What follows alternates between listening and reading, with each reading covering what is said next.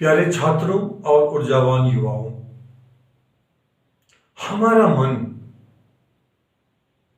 जो अति सूक्ष्म शरीर भी है, यह एक ऐसा चौराहा है जिससे कई सारे रास्ते निकलते हैं और उन्हीं रास्तों में से जो है हमें चुनना है कि कौन सा रास्ता हमें सफलता की ओर ले जाएगा और कौन सा रास्ता हमें असफलता की ओर ले जाएगा। ये मन के चौराहे से होकर गुजरने वाला जो ट्रैफिक है वो विचार है। हमारे हमसे होकर के कई सारे विचार सतत निरंतरता के साथ अनगिनत संख्या में गुजरते रहते हैं और उन विचारों में से जिन विचारों को हम रोकते हैं, जिन विचारों को हम स्थान देते हैं, वह हमारे जीवन को एक दिशा देता है।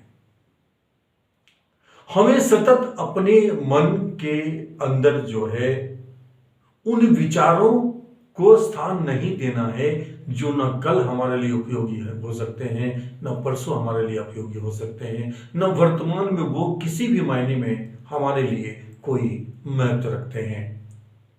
उदाहरण के तौर पर कि आप किसी कंपटीशन की तैयारी कर रहे थे और आपके साथ एक और छात्र था जो वो भी तैयारी कर रहा था। हो सकता है कि वो आपसे कम इंटेलिजेंट था, लेकिन वो कंपीट जब कर गया तो आप फिर उन विचारों में को लेकर के नकारात्मकता के साथ जो है आप अपने जो गुफा है, गुफा में चले जाते हैं और फिर वहां पे जाकर आप चिंतन करते हैं, प्रायश्चित करते हैं, खुद को आरोपित करते हैं, अपने आप को दोषी मानते हैं।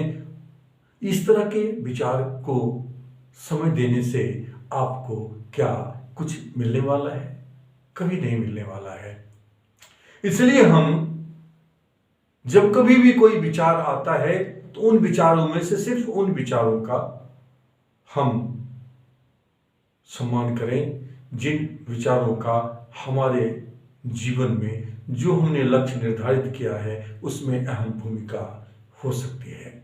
जिन विचारों का हमारा मन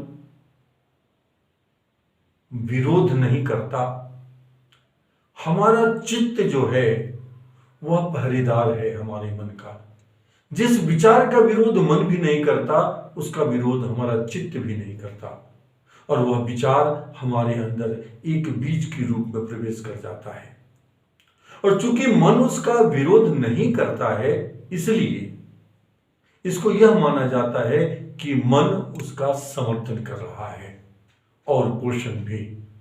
और जब मन किसी चीज का समर्थन और पोषण करने लग जाता है तो इस सृष्टि की समस्त शक्तियां जो हैं वो भी इसका समर्थन करने लग जाता है, चाहे वह नकारात्मक विचार हो चाहे वह सकारात्मक विचार हो।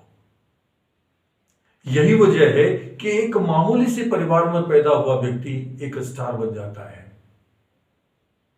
और एक बहुत बड़े जमींदार परिवार में पैदा हुआ व्यक्ति कल को सड़क पे नारियल का जो गेड़ी होता है वह बेचने लग जाता है।